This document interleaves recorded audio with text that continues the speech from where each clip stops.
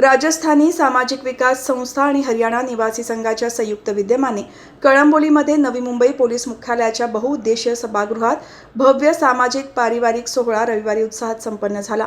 हा कार्यक्रम केवळ औपचारिक आयोजनापुरता मर्यादित न राहता विविध समाज घटकांना एकत्र आणणारा, आपुलकी, एकोपा आणि सामाजिक सलोखा वृद्धिंगत करणारा भावनिक मिलन सोहळा ठरला।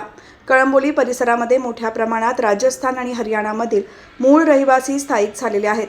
वाहतूक आणि इतर व्यवसायामध्ये गेल्या अनेक वर्षांपासून अनेक कुटुंब कार्यरत आहेत। वेगवेगळ्या सण उत्सवामध्ये ते एकत्र येतात। या सर्वांना संघटित करण्याचे काम माजी नगरसेवक राजेंद्र शर्मा यांनी केले आहे।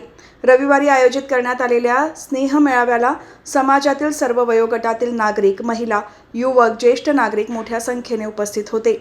एकमेकांशी संवाद, स्नेहभोजन, अनुभवांची देवाणघेवाण आणि सांस्कृतिक जिव्हाळा यामुळे हा कार्यक्रम खऱ्या अर्थाने कुटुंबवत्सल ठरला। यावेळी भारतीय जनता पार्टीचे जिल्हाध्यक्ष अविनाश कोळी, मंडळ अध्यक्ष अमर पाटील, महाराष्ट्र प्रदेश वाहतूक संघटनेचे अध्यक्ष प्रभुदास भोईर, रविनाथ पाटील, माजी नगरसेविका प्रमिला पाटील, मनाली ठाकूर यांच्यासह अनेक मान्यवर उपस्थित होते।